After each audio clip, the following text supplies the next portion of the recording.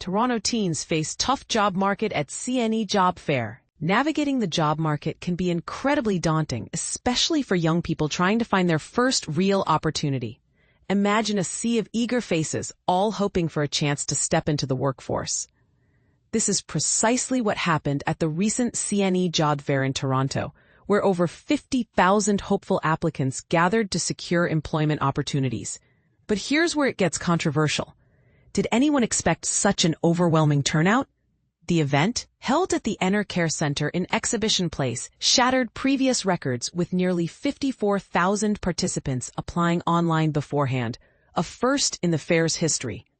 Among the various roles available were positions for game attendants, food service staff, and retail workers.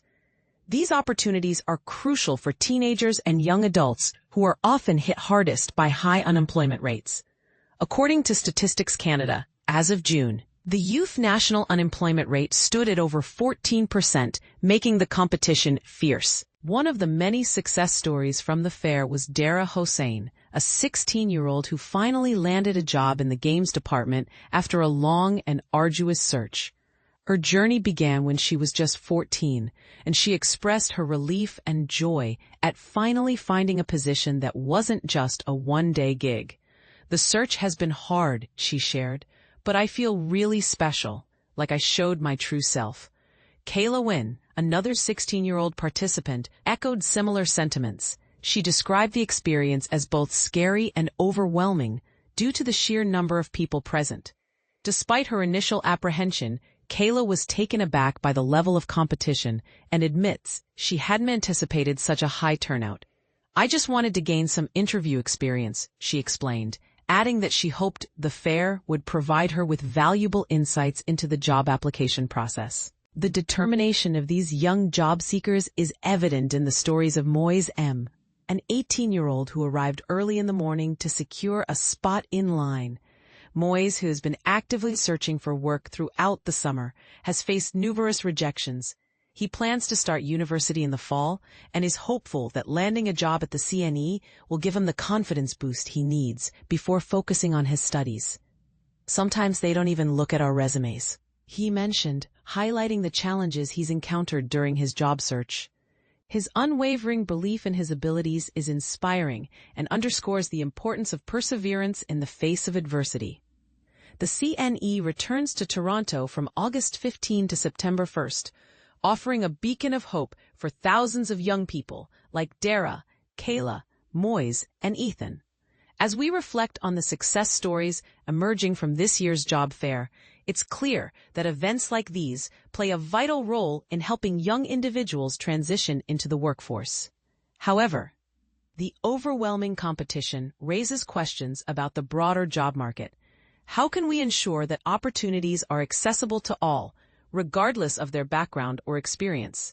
This is the part most people miss. While job fairs like the CNE offer valuable networking opportunities and a glimpse into potential career paths, they also highlight the systemic issues contributing to high youth unemployment rates. As we continue to support and encourage young job seekers, it's essential to address these underlying problems and create a more inclusive job market for all. CNE Job Fair. Over 54,000 applications for 5,000 seasonal positions amid high youth unemployment. Youth unemployment crisis. CNE flooded with over 54,000 job applications. The staggering number of applications for seasonal work at the Canadian National Exhibition highlights a troubling reality for young job seekers in today's economy. In an unprecedented surge that speaks volumes about the current employment landscape, the Canadian National Exhibition, CNE, has been inundated with more than 54,000 online job applications for just over 5,000 seasonal positions. This record-breaking number of applicants are competing for temporary roles including cashiers, retail associates, game attendants, food service workers, midway operators, and informational guides at the popular two-week fair.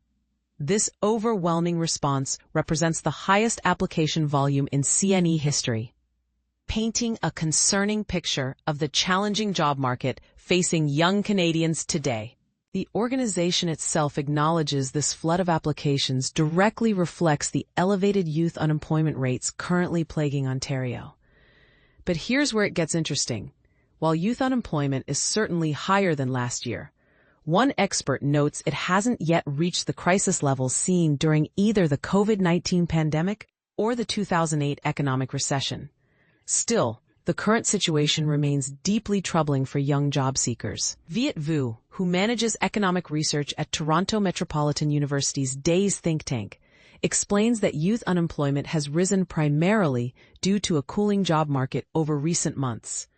This slowdown stems from two key factors: businesses becoming increasingly hesitant to hire new employees and ongoing trade disruptions with the United States that have rippled through the Canadian economy. The numbers tell a sobering story. In Ontario, the seasonally adjusted unemployment rate for individuals aged 15 to 24 stood at 15.8% in June, a figure that represents thousands of young people struggling to find work and establish financial stability. And this is the part most people miss. According to Vu, this employment crisis disproportionately impacts two vulnerable groups: recent graduates searching for their first post-education position and students desperately seeking summer employment to help fund their studies. These young people face particularly steep challenges in navigating today's competitive job landscape. The CNE reports it has already filled more than 1,000 positions, but that leaves thousands of applicants who will inevitably face rejection. This raises important questions about how society should address youth unemployment. Should government programs be expanded to create more opportunities? Do educational institutions need to better prepare students for today's job market? Or is this simply a temporary economic cycle that will eventually correct itself? What do you think is the most effective solution to the youth unemployment crisis? Have you or someone you know experienced these challenges firsthand? Share your thoughts and experiences in the comments below.